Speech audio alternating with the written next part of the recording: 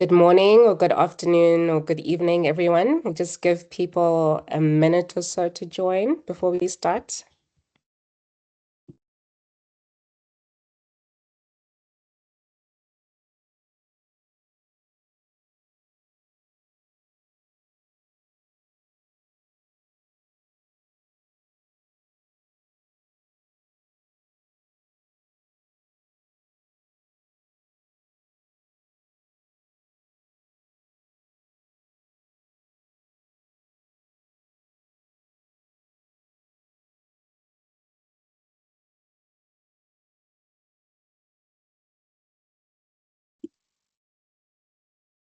Welcome, everybody. My name is Thandeka Chauke. I am the advocacy lead of the Global Movement Against Statelessness, and I'm joining you from Johannesburg today.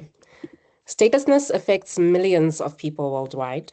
It denies individuals the most basic recognition of belonging. And with that denial comes exclusion from education, healthcare, work, and political life. What we are watching now is that exclusion being accelerated. As digital ID systems expand across the globe, they risk transforming these barriers into something harder and less visible, embedding exclusion into the very architecture of recognition itself.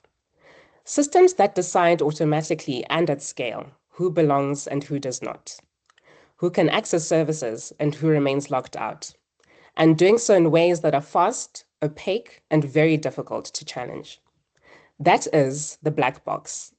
Like flight recorders, digital ID systems capture and determine critical outcomes, but the inner workings remain hidden. Failures only become visible once harm is already done.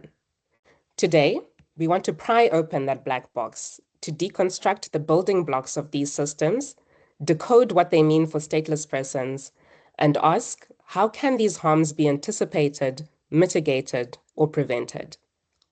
This workshop is convened by the Global Movement Against Statelessness, together with our regional partners, the Pan-African Nationality Network, the Southern African Nationality Network, the Eastern African Nationality Network, the European Network on Statelessness, the Americas Network on Nationality and Statelessness, and the Statelessness and Dignified Citizenship Coalition, as well as colleagues working across MENA. Our regional speakers will each speak to 3 questions. What statelessness looks like in their region today and who is most affected. What digital ID systems or policies are emerging or already exist, and where advocacy should focus. I will open briefly for a question or 2 after each region, and then my colleague Shuchi will facilitate a longer Q&A.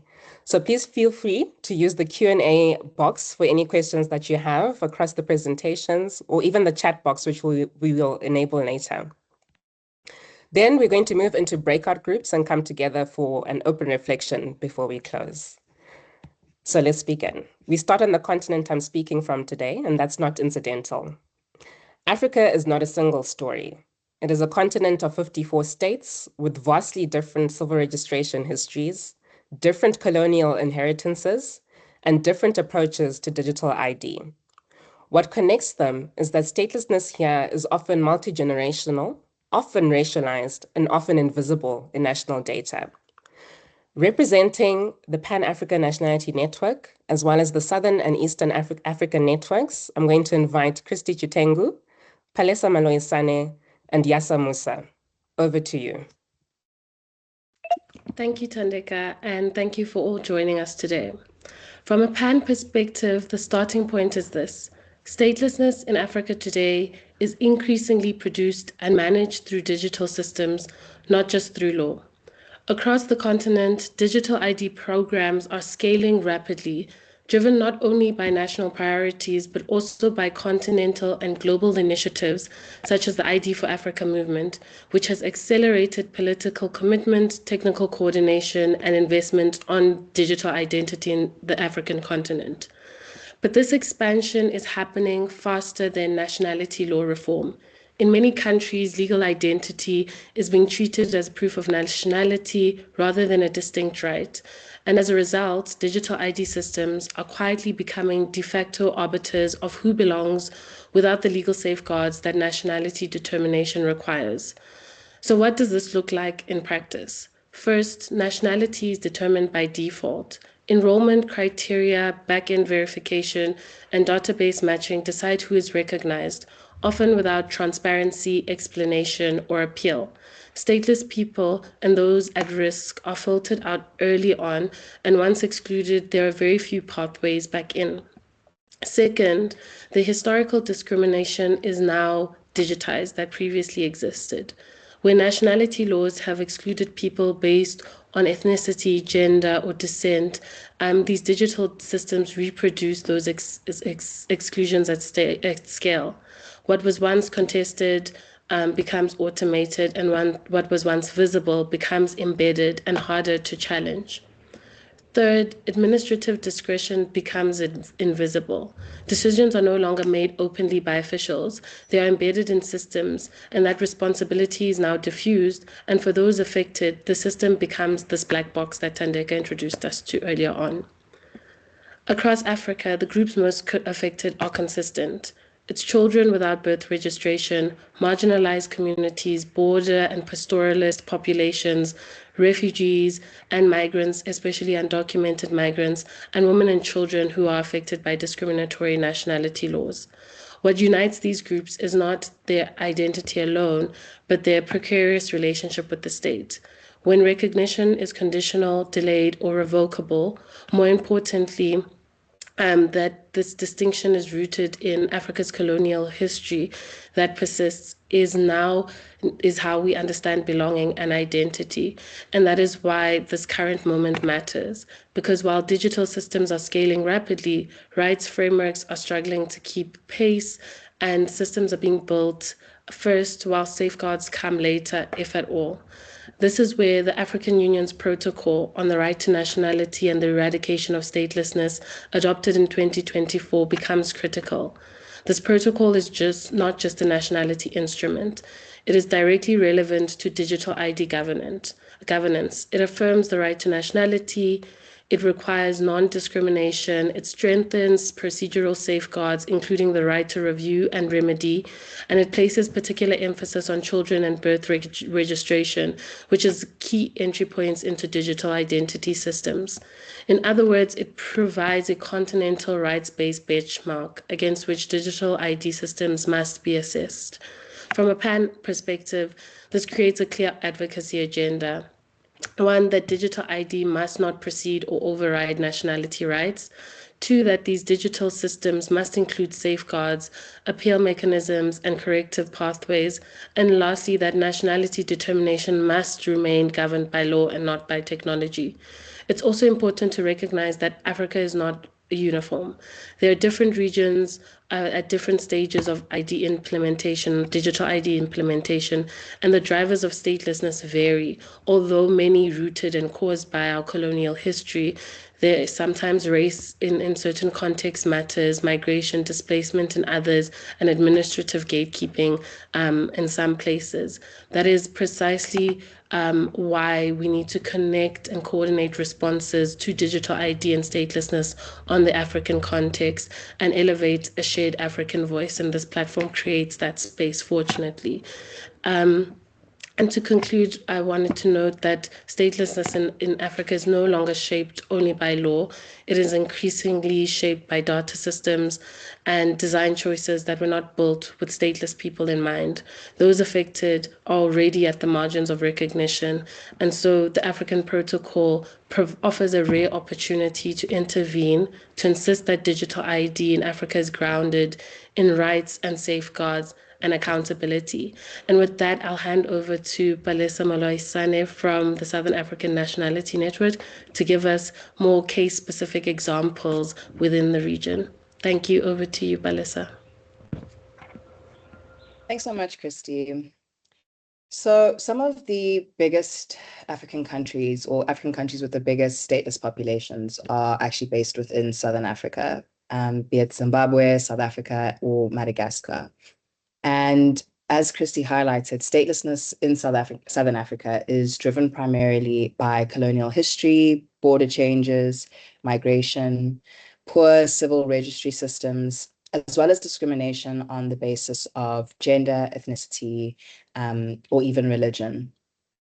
Now, the Institute for Security Studies has reported as early as 2019 on the situation of statelessness within Zimbabwe, persisting for generations as a means of political exclusion with very few signs of improvement. Now, in South Africa, the situation threatens to worsen due to rising nationalism and anti-migrant sentiments. South Africa also appears to be on a path of continuing to use nationality as a weapon, further deepening xenophobic sentiments towards other Africans as well. And what we see parallel to this or alongside this is many SADC member states leveraging technology to improve service delivery to their citizens. So if we were to look at digital ID systems, policies, and practices that are emerging within SADC, there's the African governments as well as digital actors' efforts at providing digital IDs to African citizens has taken on many different forms. For example, countries such as Angola, Lesotho, and Mauritius are among some that are modernizing their foundational identification systems to make them fit for purpose. Now, while these countries have been rapid in developing their digital ID systems, Angola still needs to digitize its civil registry and link it with the eID with its social services. While Lesotho, Mauritius, and Kenya's digital ID systems have also raised issues around security and privacy rights and are therefore still being developed. Other countries such as Madagascar, Zambia, or Mozambique are within the piloting process. Now, Kenya is also a global leader in the development of mobile money and increasing rates of financial inclusion, but the country doesn't have a comprehensive digital identification system just yet.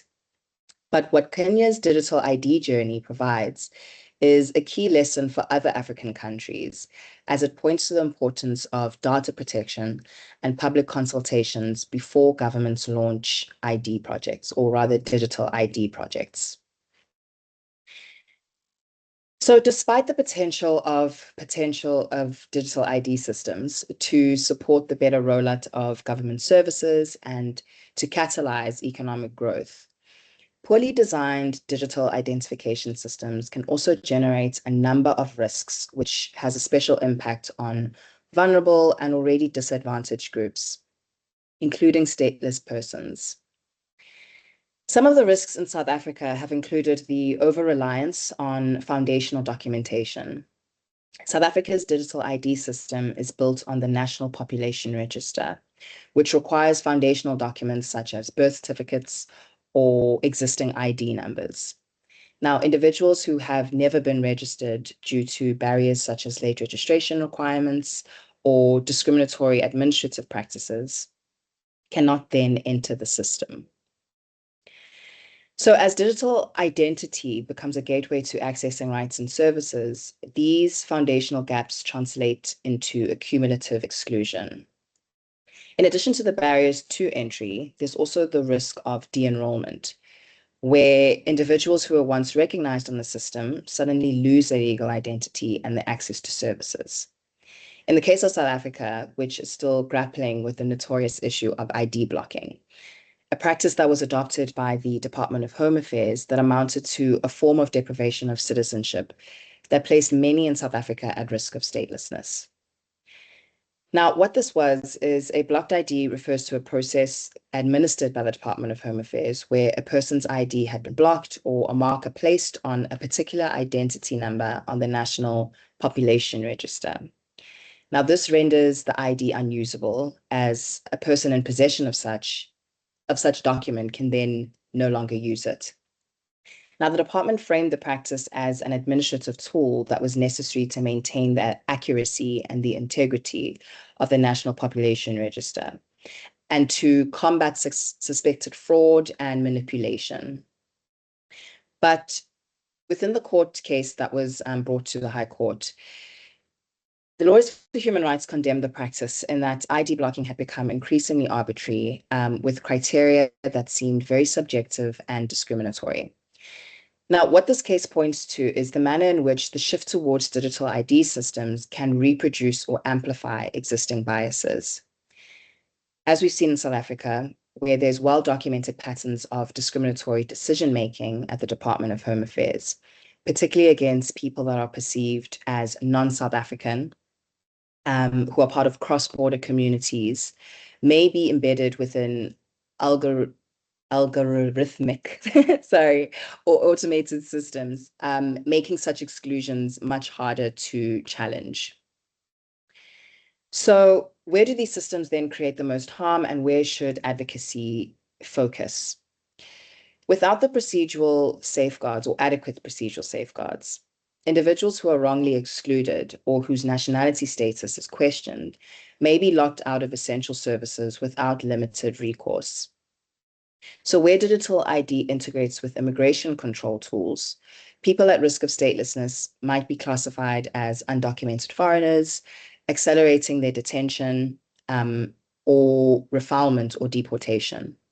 So advocacy should focus on, or push rather, for more concrete statutory safeguards. What this means is looking at legally prohibiting conditioning essential services on digital IDs for stateless people. Excuse me. And further to this, ensure that there's a ban around administrative ID blocking that would effectively strip nationality without due process, and that the statutory prohibition of ID blocking becoming a central advocacy demand within it as well. I'll then hand over to my colleague Yasa to give the East African perspective. Thanks so much.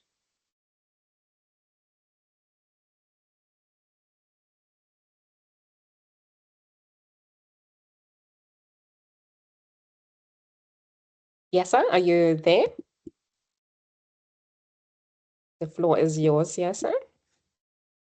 Hi, Thandeka and everyone. Thank you so much, Palesa. My video is not showing, so probably I can just, can I share my presentation, Thandeka, at least for something to be seen? Or maybe I can just carry on from where Palesa has left, which she has brought a very good presentation in terms of how digital identity is in the East, in the Southern Africa. So what does statelessness look like in East Africa? Historically marginalized communities, border populations, nomadic pastoralist groups, refugees, and former refugees, people lacking birth registration. For many communities, exclusion begins long before digital systems are introduced. The digital identity transition, national ID systems, digital public services, banking and financial services, SIM registration, social protection programs. Digital identity is increasingly becoming the key that unlocks participation in society. Where does harm occur in this situation? Delays in registration processes. When you look at Nubian community, they are required to go through a process called vetting, whereby you pass through 3 verification processes for you to confer your nationality. Repeated verification requirements that are required from different parts of the country. Lack of transparency. In most cases, people lack transparency because of the discretion of the officer. So sometimes you find yourself giving out false information, not because you do know, but because of the lack of information and also discrimination that does happen. Inability to correct errors. So many Muslim communities face these difficulties. When you look at Muhammad, the way it is written and the way it is pronunciated and the way it is written, you can find someone writing Mohammed, M-O-M-E-D, H-A-M-E-D. So that is removing the name and also the meaning. Exclusion from services despite supporting documents. Whatever you have supporting documents, you are excluded. Technology cannot solve nationality problems if legal and administrative barriers remain unsolved. Where does the harm and real example is attempting to, there is an example that I can give which affected me a few weeks ago, attempting to reactivate a dormant account. Proof of ownership was available, but only the exact identification document originally used for registration was accepted. This is me going to a bank, My bank situation, it had remained dormant. So in the process of me trying to activate the bank account, I was told that I do not need to bring my passport, nor even a photocopy of my identification card. What I was told is, according to the requirements of the Central Bank of Kenya, each individual who has a document that has expired is required to, each individual who requires to introduce a document in the bank, you're required to produce all the remaining documents. So if you had registered with identification cards, for instance, in Kenya, you are required to bring an original identification card. So that is preventing people from accessing services. The government of Kenya, including also other East African communities, they've been pushing and saying there is interoperability. In the event when you want to use a passport to transact, you can use it. In the event you want to use your document, you can use it. Even after you verify all the documentation, the banks will still not allow you to access these services. So digital exclusion is not only about people without documents. It can also affect people whose identities cannot be verified within rigid system. For instance, people who lack fingerprints, people who work in areas where their fingerprints are required so much. These people can be left out in the event where we only have a document that requires you to use your fingerprints. Surveillance has also been some of the challenges that we've already been experiencing in East African context, whereby, for example, so many of you know about the Gen Z protest. This is a process whereby individuals who are scrutinized through communications company, and this is an illegal initiative that was taken.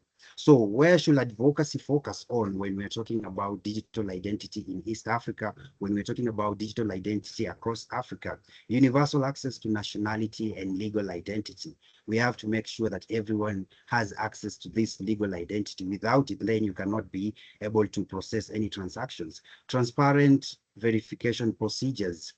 Through discrimination and exclusion, communities like Nubians, other communities that live within the borders, they've gone through a mechanism of exclusion to an extent. They don't know what to present or which information is right. So there needs to be a lot of information that comes outside there for people to be able to understand what verification procedures do they need to be able to provide while accessing or applying for identification cards. Accessible appeal mechanisms. In the event probably your picture was taken wrongly.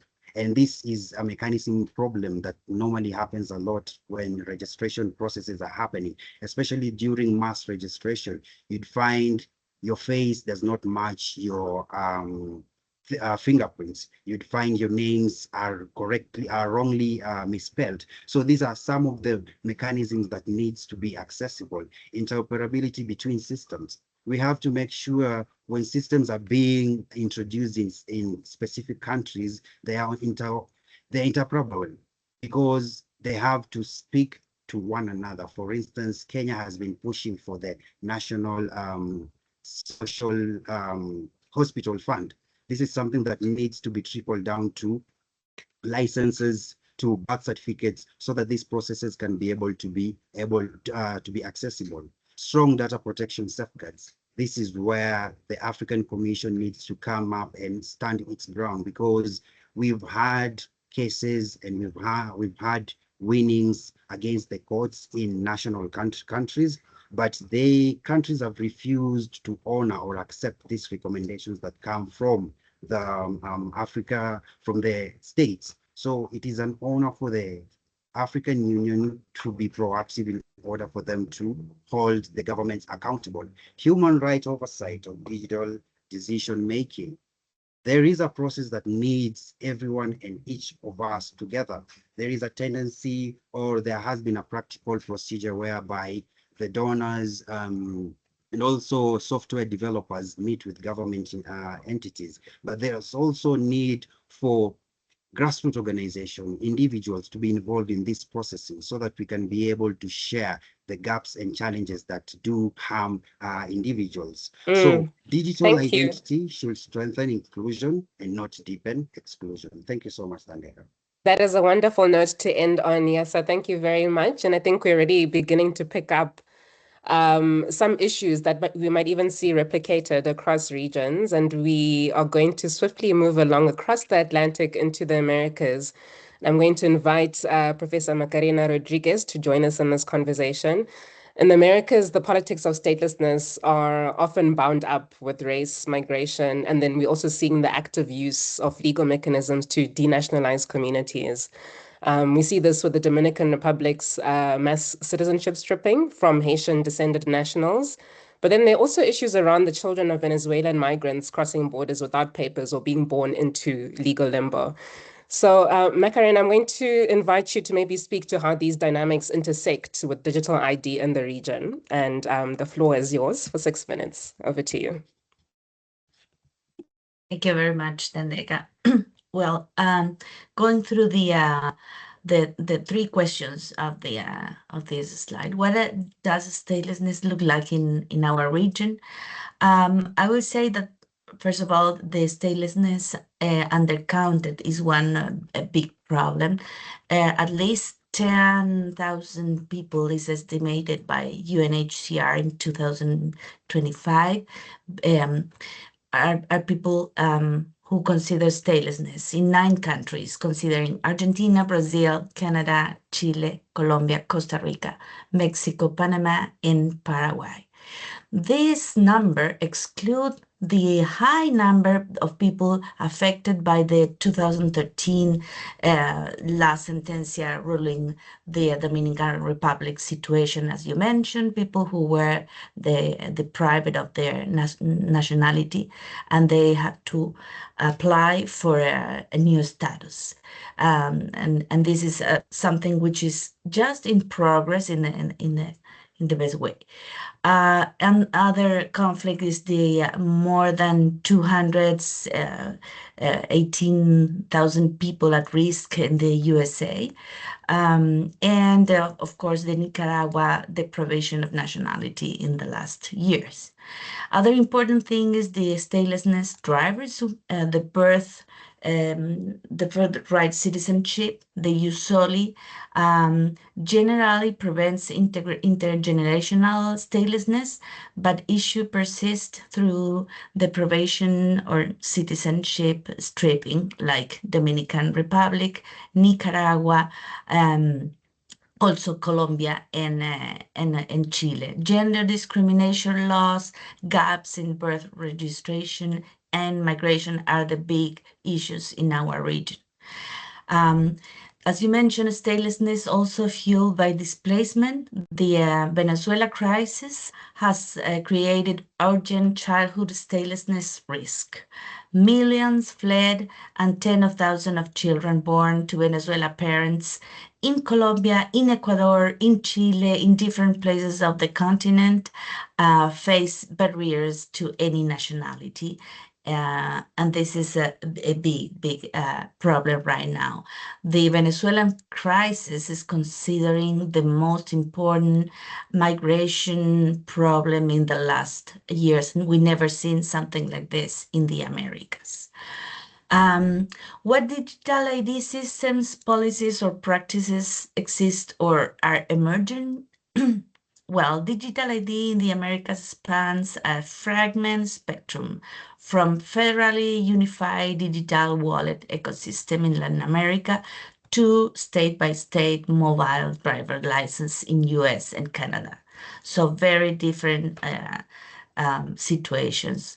Policies evolving toward interoperability, decentralized biometrics, and cross-border identity frameworks. The case study that we are gonna focus in the next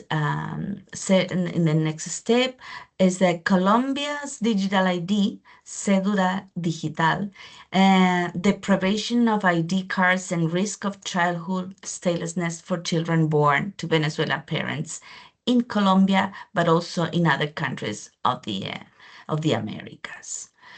Where do these systems exclude or create the most harm, and where should advocacy focus in our perspective, creating protection from risk associated to digital ID, in recognition and understanding of protection status by authorities and the rights associated to protections.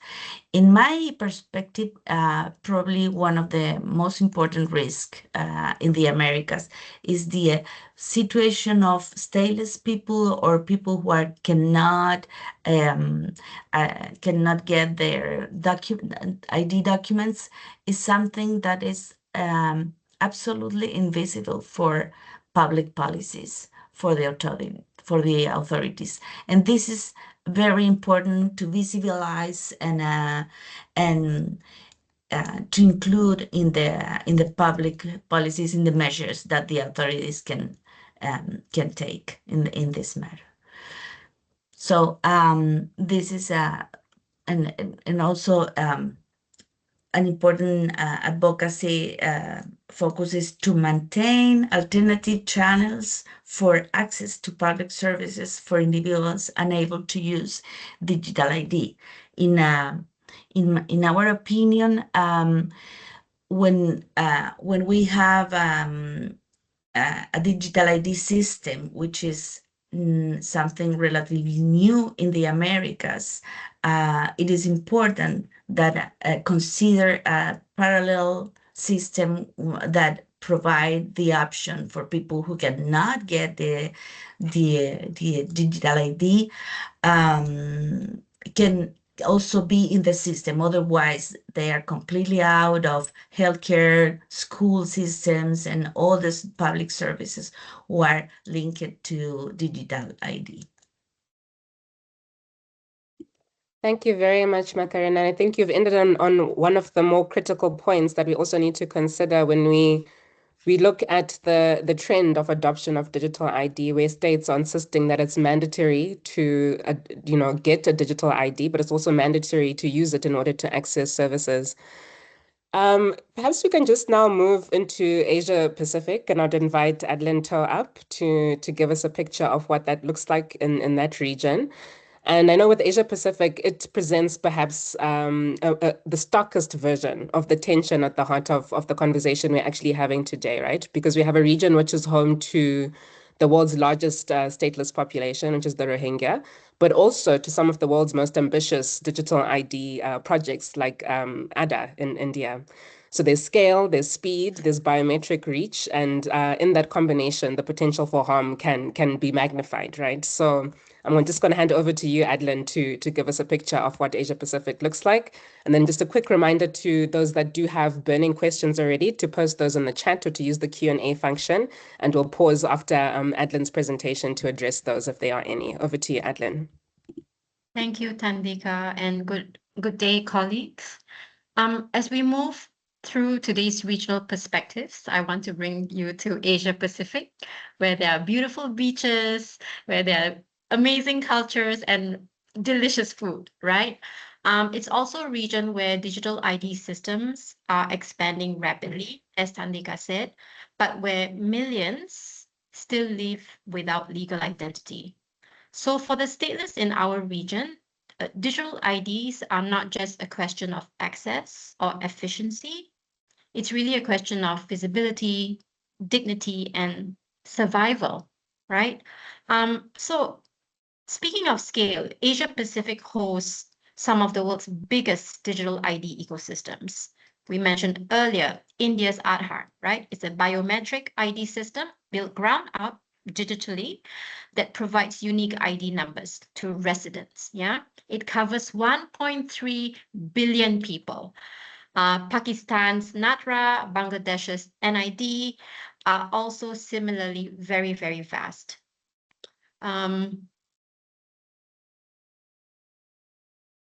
But unfortunately, scale, as impressive as it is, does not guarantee inclusion.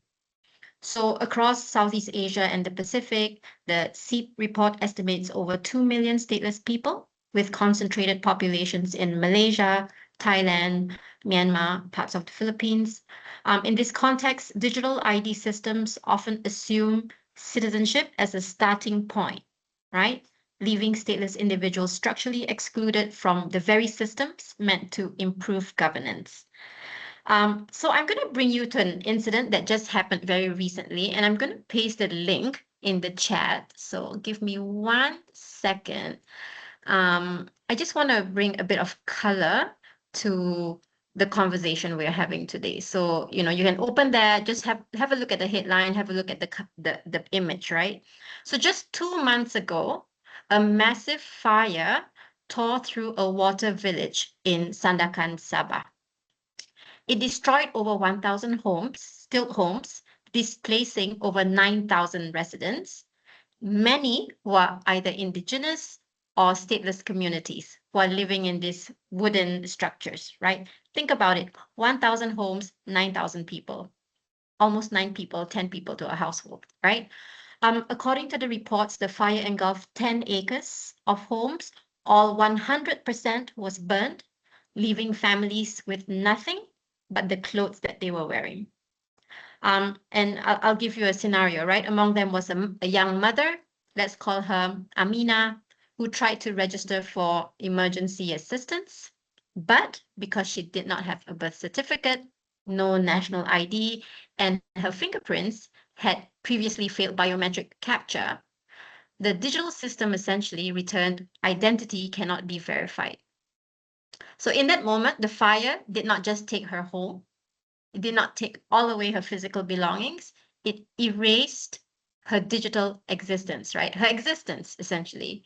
So this is the reality for many stateless people in our region. When disaster strikes, the absence of a legal identity becomes a second catastrophe, right? So, compared to other regions, when we think about what makes Asia Pacific different, it's our challenge is uniquely structural. So it's not so much about privacy or migration or interoperability, but in Asia Pacific, the foundational question is existential, right? So can a person without citizenship ever be included in a system built on citizenship? Right? And so that's why digital ID in Asia Pacific cannot be discussed without addressing nationality laws, birth registration gaps, and the political realities of belonging, right? So if you look at the bottom of the slide, it outlines a clear set of advocacy priorities, and I want to highlight these 3. First, inclusive design. So we must allow alternative pathways, right? Not traditional pathways, alternative pathways, community verification, flexible documentation. And we have to prioritize universal birth registration. Second, and I think equally critical, is decoupling rights from citizenship. So access to basic services must be guaranteed regardless of legal status, using functional identity approaches that do not require proof of nationality. We saw it worked during COVID, it can work again, right? Third, community engagement. We must involve communities in the design process to foster trust, because trust today is lacking. And I always think, right, after all, we have all kinds of, hoo-ha about new systems introduced, but what good is a system if it only serves a part of a community and not the whole community? So in conclusion, digital IDs can play a very big role. It can be a tool of dignity or a mechanism of erasure. And we have a choice, right? So in Asia Pacific, the stakes are not abstract. If we design with care, with community in mind, with courage, we can ensure that digitization does not deepen statelessness, but helps to end it. So there is a pathway forward. Thank you. And Tandika, I'll pass it back to you. Thank you so much, Adlin, and for sharing this story, which is a really striking example of exactly what you've been talking about. And I like this point you end on, how digital ID can either be a tool of dignity or mechanism of erasure. So maybe let's bring that to the European context, where perhaps the framing is different. And we see Europe often presenting itself and even being received as the global standard on rights protection in some contexts. And yet we do have the Baltic non-citizens who have lived in limbo for 3 decades. We have the Roma communities whose documentation barriers stretch back generations. and now a new EU digital identity framework, right? And it's one that also, again, risks building stateless people out of the architecture right from the beginning. So I'm going to hand over now to Nina Murray and Alexandra Semarank from the European Network on Statelessness and from State Free to kind of give us a bit of a picture of what's going on in the European context. Over to you, Nina. Thanks, Thandeka, and thanks for having us. So I'm going to address the first two questions, what statelessness looks like in our region today, who's affected, and a very brief kind of overview of what digital ID systems are emerging. And then I'll hand over to Alexandra to go and dive more deeply into some of the really exciting work that State Free is doing from the grassroots to sort of challenge some of these emerging issues in Germany in particular. So in terms of what statelessness looks like in Europe, so estimates suggest around 500,000 people are stateless in Europe today, but the real number is likely much higher than that due to issues with identification. In Europe, statelessness affects migrants and refugees, but also, as you mentioned, communities who've lived in the same place for generations. And as the slide says, around 70% of stateless people in Europe are concentrated in four former Soviet Union successor states. And also there are other larger populations or large populations in former Yugoslavia as well. Many stateless people in Europe live in, like in other regions, in constant uncertainty, facing discrimination, exclusion, serious mental health challenges, exacerbated by obstacles to accessing rights and services, education, work, healthcare, freedom to travel, and administrative processes like birth registration, marriage, etc. Although all European states have obligations under international law to address statelessness, most of them lack, or many of them lack, effective laws and procedures to identify stateless people and offer them protection. Only a handful of countries in Europe have dedicated statelessness determination procedures to identify and determine who is stateless and grant them residence and rights on the territory. So many stateless people in the migratory context are living in situations of irregularity, undocumented, or with irregular resident status. Like in other regions of the world, the main drivers of statelessness in Europe result from discrimination, nationality laws. We already mentioned from shifts in borders, state succession, as well as conflict, and increasingly governments denying or stripping people's nationality. Thousands of children are still born stateless in Europe due to gaps in nationality law safeguards and civil registration barriers. As we mentioned, the breakup of the Soviet Union and former Yugoslavia left many people stateless, and that intergenerational statelessness continues today. Many Roma and other minoritized groups are particularly impacted and struggle to prove their links to their own countries through legal identity or proof of nationality. As I said, many stateless people arrive in Europe as refugees, but an increasingly hostile political climate mean they're often left in limbo, unable to stay, but also unable to return or rebuild their lives. Some populations or communities particularly impacted include from Syria, Kurdish or Palestinian Syrians, Palestinians in general, Rohingya, Kuwaiti Badoon, and others. So statelessness is preventable, we know that, and Europe can and should do more to ensure birth registration for all children, closing gaps in nationality laws, and establishing statelessness determination procedures and pathways to citizenship. So with all that, what's happening in terms of digital ID and how's this affecting stateless people? So in Europe, as you mentioned, it's moving towards digital identity like other regions as an inevitable digital infrastructure. Across the Council of Europe region, which is the region that we work across, models vary a lot. But for example, within the European Union context, as you mentioned, the EU is taking a mandatory approach to digital identity, and it's adopted a binding EU-wide framework, legal framework under a regulation that requires all member states to offer a European digital identity wallet by the end of this year. In other parts of the region, for example, Nordic countries are pretty far ahead in their digital infrastructure. It's less politicized there. They have long-standing national ID systems embedded in every day, and there's kind of generally strong consensus around that. But as we'll see later in the breakout session, even in those Nordic countries, there are gaps and issues for people who are stateless or undocumented or have irregular status. Other countries like the UK, for example, is more fragmented, their approach, and there's been strong civil society resistance to digital identity systems being introduced. So across Europe, there's a real risk that digital identity systems become invisible gatekeepers for access to rights, particularly for people with insecure nationality documentation or resident status. And this is rarely acknowledged in the policy debates. So they're kind of separate. And this is reflected in our own work. We haven't actually done a lot of work on digital ID in Europe, and we're now realizing that this is actually a growing issue for stateless people that we need to be much more aware of and on top of. And there's, similar to other countries or other regions, the digital ID systems in Europe are built on this foundational assumption that recognized legal identity, that people have a legal identity, have a nationality. And this is usually verified through nationality, through a passport, through immigration status or civil registry records, which means that stateless people are locked out from the outset by design. So on the one hand, digital identity systems are promoting this rights-oriented ID for citizens, and on the other hand, there's this rapid increase in surveillance-oriented biometric systems for migration control, and this lack of kind of integration of the debates in terms of rights of stateless people.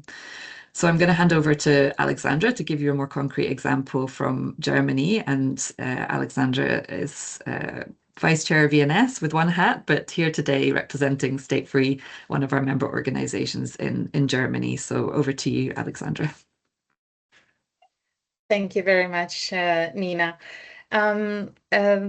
If we look concretely into the German context, we see that electronic identification, including the implementation of the regulations that you were mentioning, the European Digital Identity Wallet, is still in development. And while different stakeholders, including State Free, have been involved from an early stage, a recognized legal identity still remains the main gateway into the digital systems. So this is particularly relevant for stateless people because, as Adlin was very well mentioning previously, digital identity becomes then an existential question because many future uses of the UD wallet, for example, such as accessing educational credentials or some public services or administrative procedures, do not necessarily or should not necessarily depend on a nationality, but it still remains unclear whether these systems that are being created will be able to be accessed by those without the required identity documentation or a nationality. So that is why we think that advocacy and cooperation with the government is key for better collection of qualitative data on statelessness and greater understanding and identification of statelessness. And that is why State Free recently was also at a hearing at the Parliament to give visibility to that need so that the digital systems are designed to include people who are invisible in the existing administrative frameworks and consequently reduce then the associated harms that can appear. So because the greatest harm that can happen when this digitalization process reproduces the existing barriers and makes these harder to overcome. One of the main challenges in Germany is that thousands of persons are not formally recognized as stateless and remain for years and sometimes even for decades with an unclear or undetermined nationality status because Germany does not have a dedicated statelessness determination procedure, and decisions are often made through fragmented administrative processes where different authorities may reach different conclusions about the same person. And for the affected individuals, this can feel like a void, like a black box, like today's title of the session, because if we're not careful enough, then these digital systems that are being created could carry on that same black box, that same uncertainty into the digital sphere. And technology should not reproduce the exclusion that already exists. It should help address the barriers that already that we face in the analog world, and make the existing procedures more understandable, more transparent, more accessible, and more consistent. So at State Free, we are working with stateless communities, with public authorities, and with technology partners to explore how these digital tools or digital solutions can support this goal. And one example that I wanted to share today is the State Free Case Assistant, that is a digital tool that aims at legal empowerment. It is not a digital identity system per se, and it does not replace a legal procedure or make decisions, but it's a first step towards clarity, towards a standardized statelessness determination procedure, as it helps stateless people to standardize and organize the information and the evidence relating to their status, their situation, and it supports also, on the other hand, authorities in understanding the information that is relevant for the assessment. So the goal is to reduce the uncertainty, to make this black box smaller, and increase legal clarity for both the affected stateless individuals and the decision makers.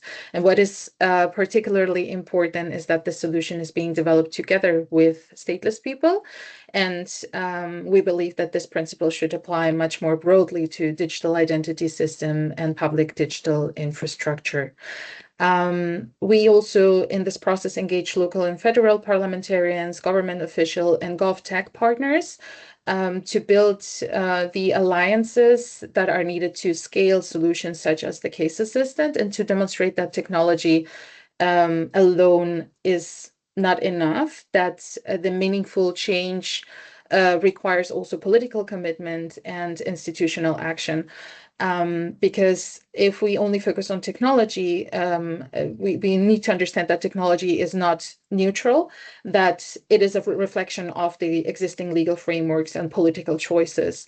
And if a person remains invisible within the legal system, then digital tools alone will not make it better or will not change that reality. And that is where we believe that advocacy needs to focus.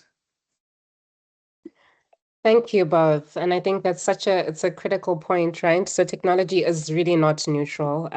It might be inevitable, but we have to play a part in then shaping it to be something that actually works for our good and not to our detriment.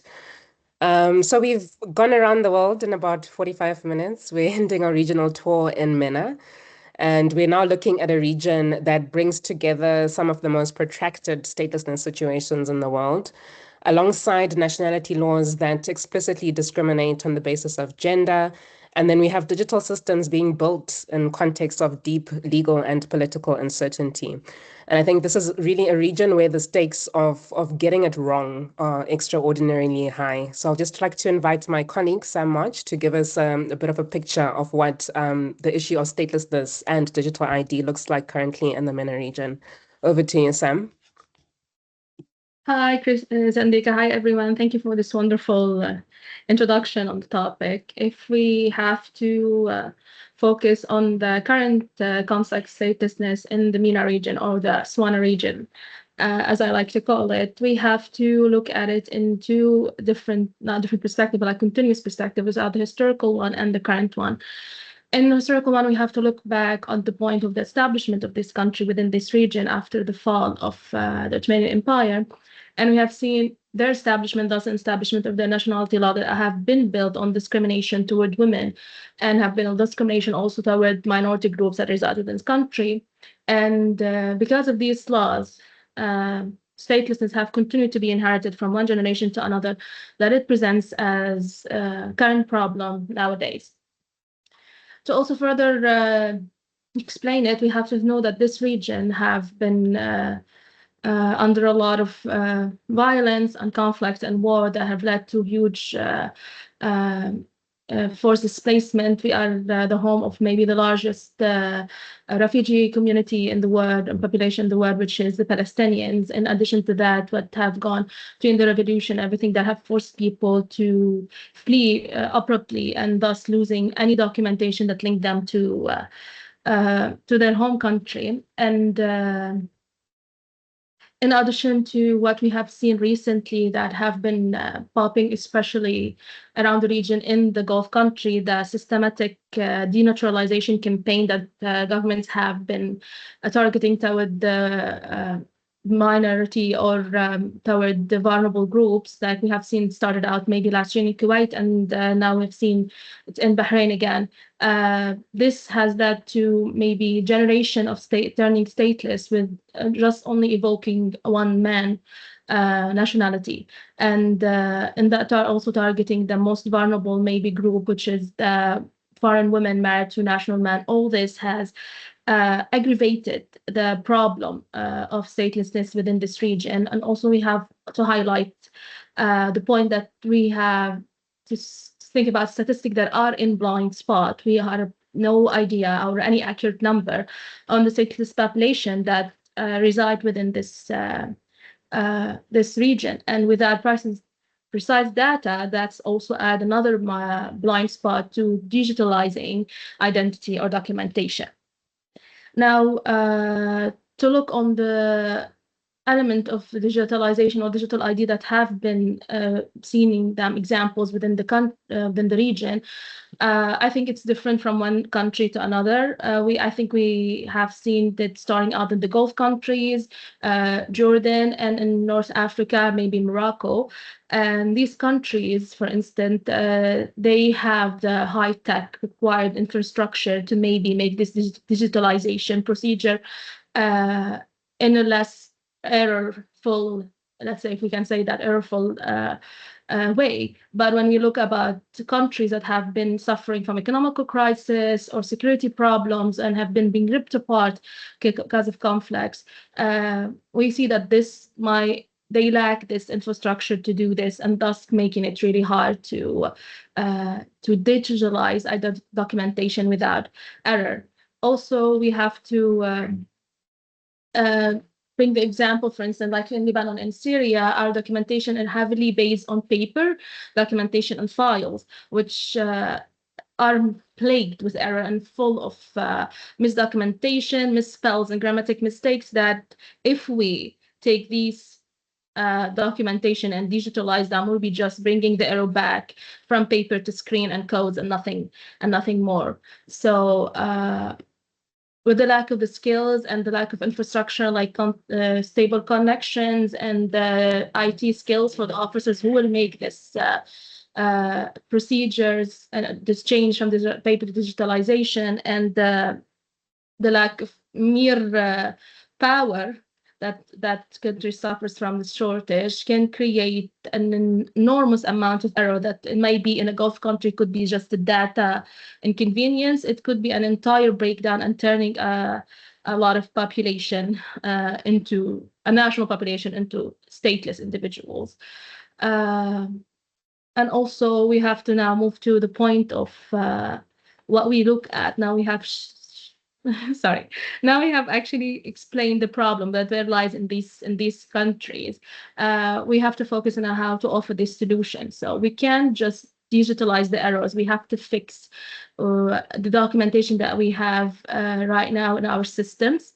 We also can't treat the wound and leave the infection lying underneath. We can't digitalize our documentation without looking at ending discriminatory nationality laws and building an equal system that gives equal treatment toward minority groups that resides within this region. And we need to build a strong educational procedures that actually can give the right skills, the right IT skills for the officers that can make this digitalization. And also we have to solve the logistic components of lack of connectivity and power before we make this transition. Because if we rush into it right now, it might look digitalized, it might look futuristic and modern, but underneath it will be just the same problems instead of a paper on the screen and codes. Thank you. Thank you very much, Sam, and thanks to all our speakers from the different regions.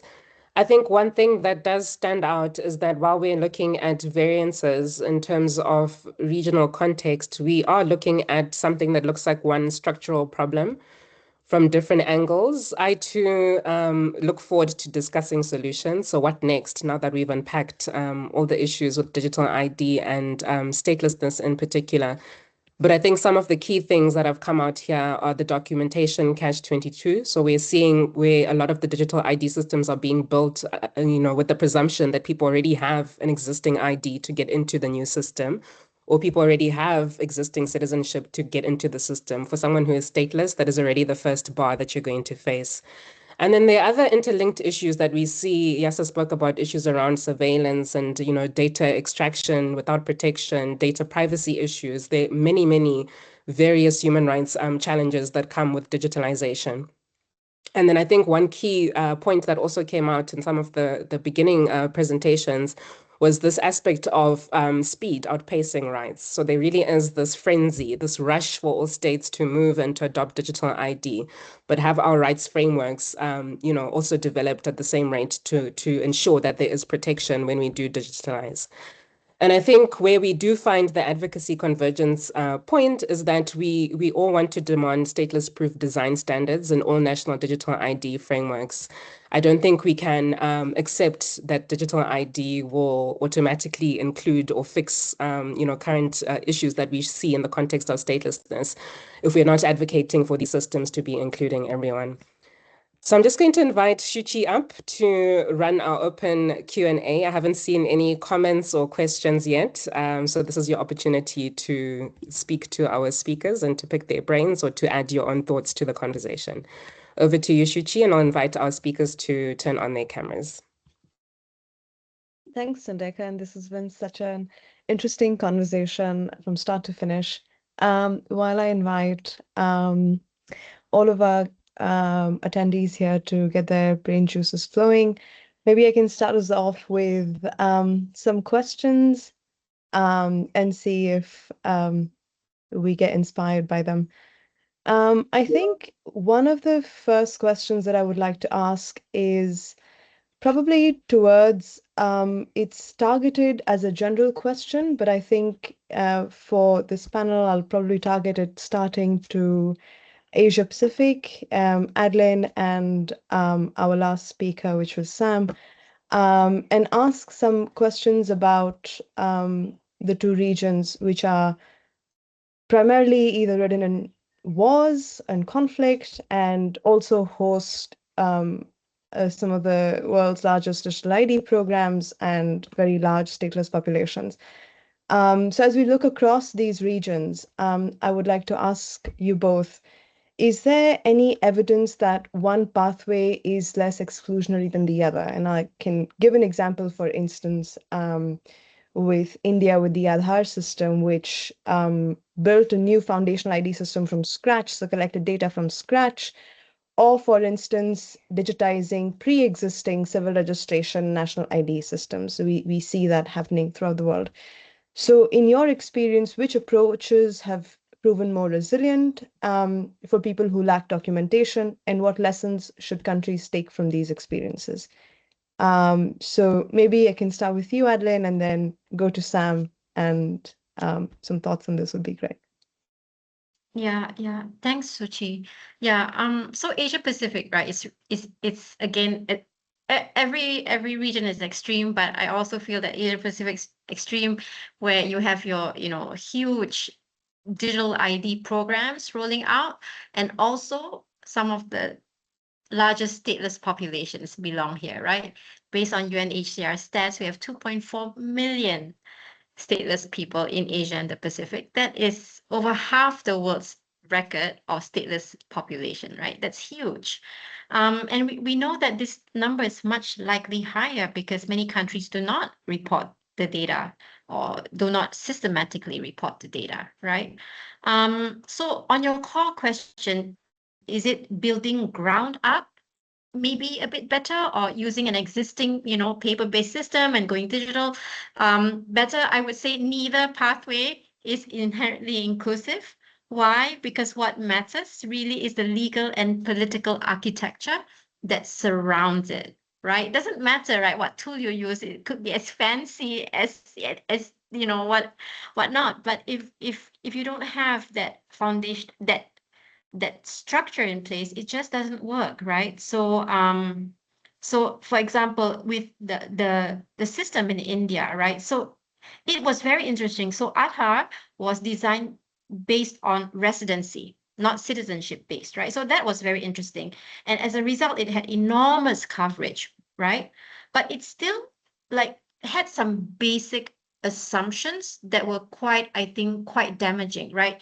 It presupposes some type of documentation or social recognition, right? It also had biometric dependence. So, and all kinds of errors came out of that. People couldn't produce supporting records. So what that meant for a big part of the stateless population was that it did not erase any pre-existing exclusion, right? What it did is it just digitized it at scale. So it really didn't help, right? And then if you look at another system, right, where it's already systems that already exist, and you just digitize it, right? Also, I would say equally harmful, right? Because what digitization does, it hardens the boundary between those that are inside and outside. It's just another barrier, right? So what we have seen, especially in groups historically left out of birth registration, nationality recognition. You have the Rohingya in Myanmar, you have the hill tribes and border communities in Thailand, you have the Bajau Laut and other undocumented populations in Malaysia. So they just remain invisible, right? Digital ID or not, they are just invisible. And unless there is a deliberate effort to resolve their status and create more flexible enrollment routes, it's just, they're meeting a dead end, right? So we do need more resilient practices for people who lack documentation. We do need more functional service-linked IDs. So IDs not linked to nationality, but doesn't require proof of nationality, but does give them access to certain services, right? I think CRVS, is key, right?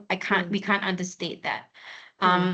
And then in parallel, we have to have legal reform, and it just has to happen, right? Or else it just gets exacerbated. We've seen it. We know that technology is neutral. We know that we see the harms just escalating and multiplying quite quickly in Asia Pacific. So yeah, No, thank you for that, Adeline. I think that was a very yeah. comprehensive assessment of the region, and thank you for sharing that. Sam, quickly over to you. Just, I know um, it's a very comprehensive topic, but would love to hear your thoughts on it. Yeah, I won't take actually long because I think Adeline have summed it up beautifully. I agree with her. It's not the tool, it's the person behind it. If we don't have the mindset rooted in equality and inclusion, it will be just another tool. Again, moving from paper discrimination, paper exclusion to digital encode on screen.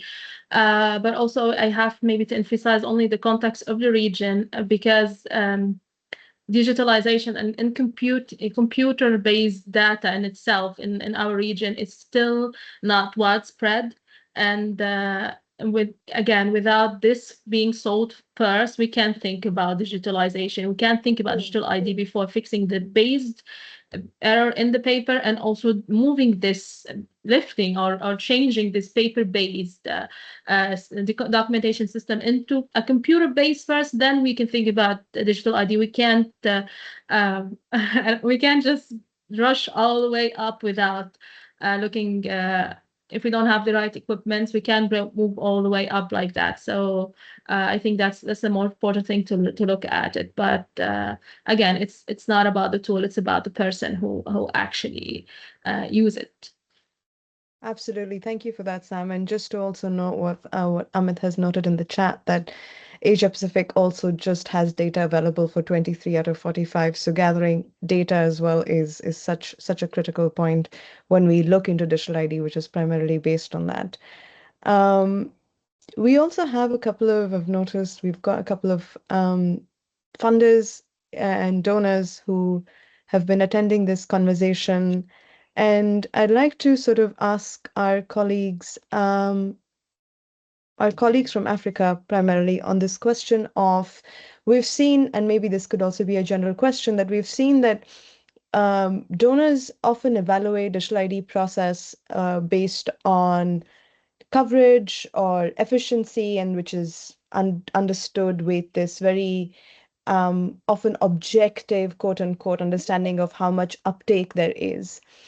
So I'd like to ask you all, how can funders or donors redefine what success means for a digital ID system? And maybe I'll urge you to think a little bit more on what is a measure of success. Maybe one measure of success could be the number of people who were deliberately kept out from falling through the cracks of a digital ID system that were not kept out of or that were saved from falling through those cracks. So how can we reimagine this system? And if not, are we sort of measuring the wrong things? So maybe I will probably hand it over to Palisa, over to you in terms of some of these reimagining this funding landscape in our severely underfunded field. Yeah, thanks, Shuchi. I think the overall approach, right, towards digital ID systems and the measure of success around them, excuse me, sorry. There's this inherent danger, I think, in where I think there's a treating of a system as opposed to the broader disease that we're dealing with, right? In that we're treating the symptom of an ID card as a solution rather than really addressing the underlying legal and sort of institutional failures that cause statelessness. And I think it's because, as we've outlined within the session, digital ID systems can become sort of gateways or gatekeepers towards social protection or mobility, and even dignity. But being entered within a digital register doesn't necessarily automatically resolve a contested nationality sort of status. And we've seen this through sort of these statelessness-like experiences, where individuals sort of face exclusion from basic rights without formally losing their citizenship, as we've seen through the ID blocking case. So I think the goal in measuring success, and even when we're formulating sort of donor responses towards this issue, has to be a lot more holistic, where we're encouraging digital ID systems to reinforce rather than somewhat bypass the rule of law, essentially. And what I mean by that is really incorporating or advocating for universal, accessible birth registration, because that really is the bedrock on which digitalized ID systems are built. And then alongside that, the measurements of success around that shouldn't necessarily be the number of enrollments that we get around it, but how does it resolve nationality status more broadly, right? How is it provided access to rights, and really looking at the reduction towards long-term exclusion? I think that's the intervention that's excuse me, primarily needed, or investment. Absolutely. I think that's a very critical point. I think I will sort of draw a similar question to Macarena if you're still here, Macarena, about again how can we reevaluate the funding ecosystem that we're a part of?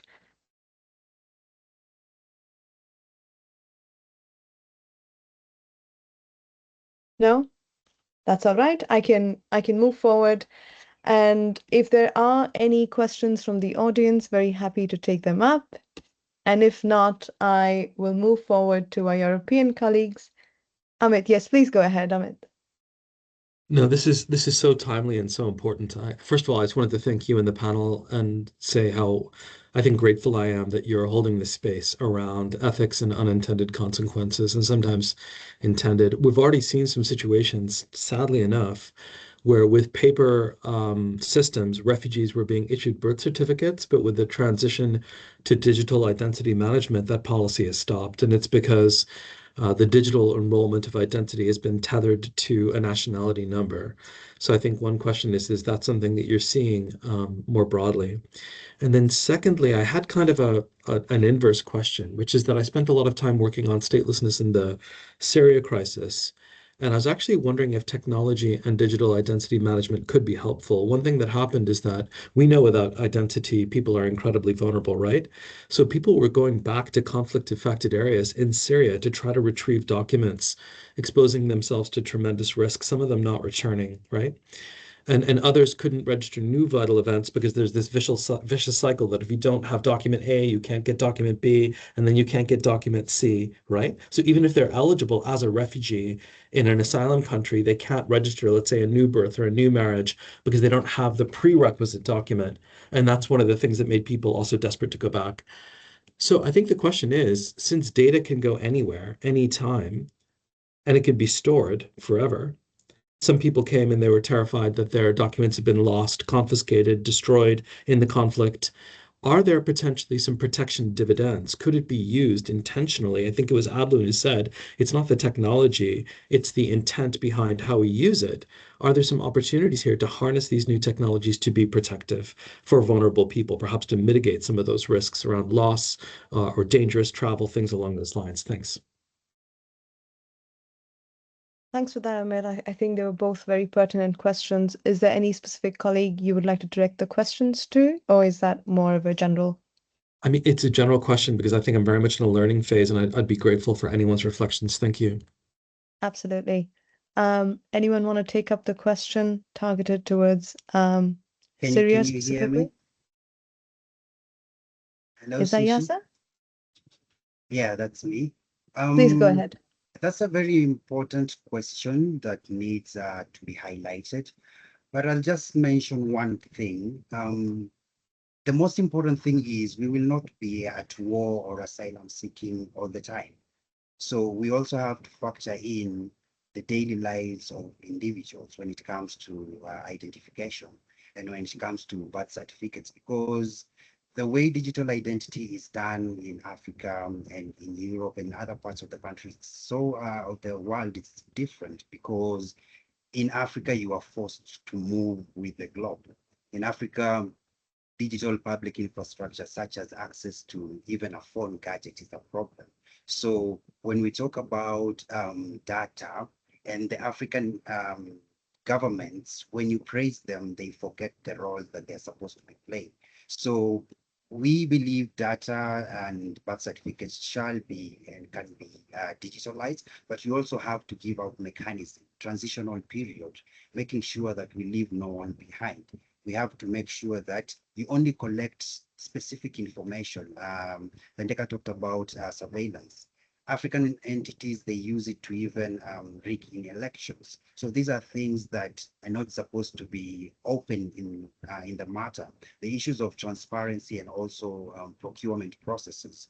We use billions of money and we cannot only be running towards Agenda 2030 in the event of leaving no one behind and making sure that we are in a progressive situation. So we have to make sure that everyone is included, birth certificates are given out, digital identity is moving, and everyone is included in a way that they feel human enough to be able to transact, to be able to go to school, to be able to relate. Even now, the difficulties that I'm facing with my camera, these are common things. I'm able to use digital identity, but now I'm having a difficulty. So now you can see someone who's never used a laptop, how will they be able to operate these systems? So that is what I can do. Thanks for that, Yasa. And I think it's a very important point. Also would like to highlight the FCV context in Myanmar and how difficult it becomes when we talk about data collection in times of conflict and what can happen when it goes and whose hands it goes to. And and then the involvement of bigger countries like India and their involvement with conflict-ridden countries like Myanmar and the roles they play. So I think a very complex question that we should all probably look into. So thanks for that, Amit, and thanks, Yasa. If there are no other questions from colleagues, I would like to move to our European colleagues to ask about digital identity frameworks, simply because European digital identity frameworks are, as Thandeka had mentioned, they're frequently promoted as rights-respecting alternatives to more centralized models. But we know that for stateless people, have you guys seen that stronger privacy protections actually translate into better inclusion? So are there any examples that you would like to state where a system was considered technically successful, yet still failed those who actually lacked legal status? And either of the European colleagues, over to you guys. I could maybe start with a quick example that I referred to of Norway, and then if Alexandra has other examples, please. So one example we discovered through our statelessness index and working with our member in Norway is that the birth registration system, so since 2019 in Norway, no longer issues birth certificates automatically. Instead, parents are sent this digital confirmation via the national online portal. So the registration itself happens automatically when a child is born in hospital, but access to this digital confirmation of birth requires an electronic ID through what's called a bank ID or mini ID. And we've seen examples where people who are in the asylum process or who have irregular resident status in Norway, or who've been refused asylum, for example, but remain in the country, their electronic IDs are deactivated after their asylum application is refused, or if they've never been in a procedure, they won't have this electronic ID. So without an electronic ID, you can't log in to the system to retrieve a birth certificate for your child. And obviously, as we all know, working on statelessness for children born to parents who are either stateless themselves or perhaps to a mother who, for gender discriminatory reasons, can't pass on her nationality, a birth certificate is really vital to have as a concrete, hard copy.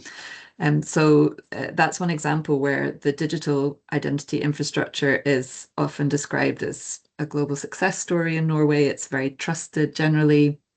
It works, but essentially for stateless people or those with irregular status, it doesn't work in these cases.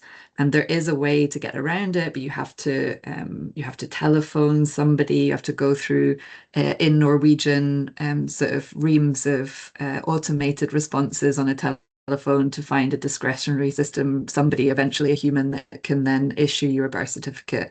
And that's very difficult for people who perhaps don't speak the language or don't know that route exists. So that's one example that we became aware of that was unexpected in some respects, because we'd assumed, the Norwegian system worked well and birth certificates were issued and it wouldn't be a problem. But maybe Alexandra has other examples. Thank you for that. Nina. Oh, sorry. Alexandra, before you start off with the examples to that question as well, I would also like you to touch on the stateless determination systems, which I know are quite prevalent in Europe when we compare them to other regions. And I would just like you to touch on the aspect of how do you think those stateless determination systems can get better when we get digitization into them without really removing the, including the automation aspect, but still involving the accountability aspect to humans involved at the end of the day. Sure. Thank you very much, Shuchi. And thank you, Nina, for the example. I completely agree that from a statelessness perspective, it is not, the question is not only about how data is protected, but also who is able to enter the system and be able to use it in an effective way. When you raised the question, Suchi, I was thinking also in about the development of the case assistant that I was presenting previously. When we started with the development, one of the key aspects or the main important thing that we were focusing on was safety and privacy of the data, because the tool is collecting information, and it is important that for specifically stateless people who might be experiencing discrimination and insecure, there might be in an insecure legal status or have complex interactions also with the authorities, that these safeguards must be put on first in the list in the development. So the case assistant, for example, does not store any data. So the data is only available locally on the device that the person is using, and it is not in any way being able to be shared with any third parties. So there we were. But another question arose when we were presenting the tool to the stakeholders with which we are developing the tool. We are basing the questionnaire for the collection of the data based on the statelessness determination procedures that exist also in other countries.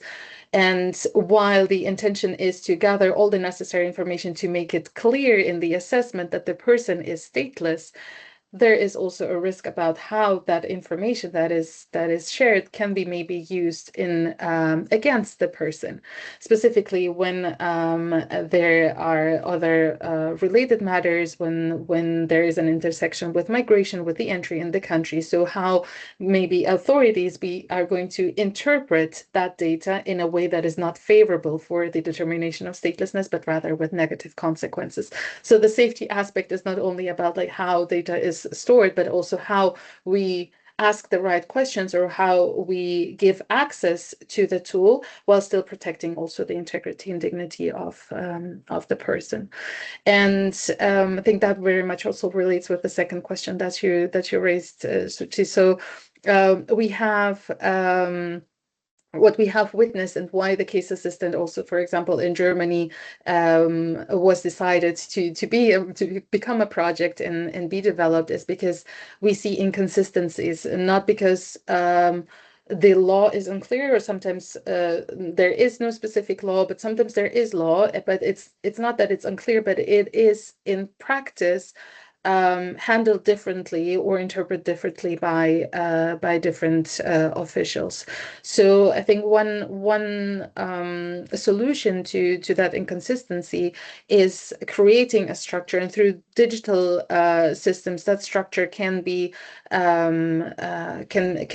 promoted and made more accessible, because it creates a platform that can help document, can help resolve questions, and create a common ground for the different actors involved. So for stateless people who are using the tool, for the authorities, for counseling figures who are accompanying stateless people, just so that we have the same start and then go through the process together, instead of starting the process all over again in every interaction with the administration. So I think that is one thing that benefits the system. And if I may, just very, very briefly on your previous question, Shuchi, on the funding, one thing that we see in the digital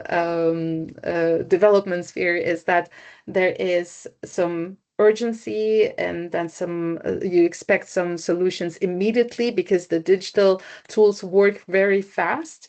But when these digital solutions are related with legal frameworks, then the solutions may not come that fast. So the funding also needs to have that into consideration, that the solution or the result might not be visible in 6 months or in 1 year, so that the funding needs to be also granted for several years, and also be flexible in order to see the solutions that we want to see. Thank you so much for that comprehensive answer, Alexandra. You covered a lot of ground. I know we've got a couple of questions from folks in the chat, and I know, Adeline, you had your hand up, but I'm going to let this difficult decision be taken by our moderator, Thandeka, and she will guide us on how to move forward. Thank you again. Thank you for that, Shuchi, but not really.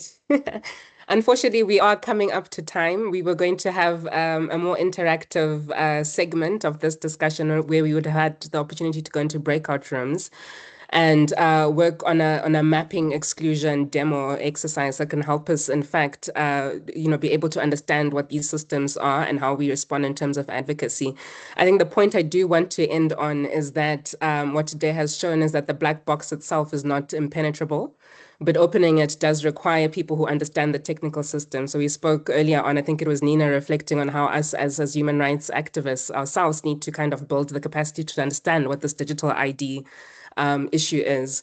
It also requires us to understand the legal frameworks and then most importantly, the lived realities of the communities or individuals that have to interact with them. So after this session, I'll be emailing this exercise. It's modeled around a toolkit that's been developed by Access Now Digital ID, but tailored to specific case studies of people who are stateless or at the risk of statelessness interacting with the digital ID system. And the hope is that this exercise helps us to understand the system, but also to sharpen the questions that will help us drive the work forward in terms of advocacy. So Melinda's just showing this on the screen now, but I'll share the document after the meeting, and then I'll have to hand over back to Shuchi to actually close this discussion for us. Please also look out in the chat for information around how to contact some of the speakers. And then for those whose questions have not been addressed, I've asked some of the speakers to respond in writing via chat. So hopefully you're not left unsatisfied without an answer. But I think from me, I'd really love us to continue having these conversations and discussions. It's really a critical issue that we all need to be focusing on and being more vocal about the exclusions and the harms, the violations of rights that we're seeing with digital ID systems. Over to you, Shuchi. Thanks for that, Tandeka. And I think when we close, I think I would just like us to return to this image, as Tandeka mentioned, of this black box, where today's discussion has shown us that the greatest risks of digital ID that we have, they're not technical, but they're political. And for stateless people, this exclusion does not begin when a fingerprint fails to match a credential. Because it begins much earlier when decisions about who is recognized and who is documented and who is left invisible. Digital ID systems, we know that they don't make these questions disappear. They make them more scalable. They make them harder to challenge. If there is one question I hope that we all leave today, it is this. It is what happens to the person who cannot prove who they are, whose documents are missing, whose nationality remains unresolved. And if the answer is exclusion, then the system is not truly inclusive, regardless of how innovative our technology may be. And for perhaps those of us who would like to continue this conversation, I encourage you to connect with all of our regional experts of statelessness, of the statelessness networks who are present here today. Their contact details should hopefully be shared in the chat. They're doing some really, really critical and groundbreaking work to ensure that the experiences of those who are affected continues to shape our debates on digital identity. I would also invite you to follow the work of the global movement against statelessness.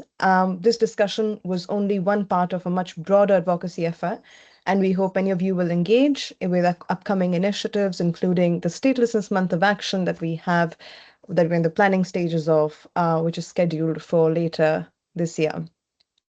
Finally, I'd like to end with a word to donors and funders who joined us today. We're grateful for your engagement. But as digital identity and conversations around also now involving AI in these systems continue to attract significant attention and investment, I would encourage and urge you to keep statelessness in view, because this remains a profoundly underfunded field despite affecting millions of people worldwide. And we now also know that the true measure of inclusion is not how well a system serves for those who are already recognized, but how it treats those who are at the greatest risk of being left out. And with this, thank you all for joining us today, for sharing your experience and your expertise, and for helping ensure that stateless people are not an afterthought in conversations and our digital futures. Thank you, guys. Thank you. Bye-bye. Bye-bye.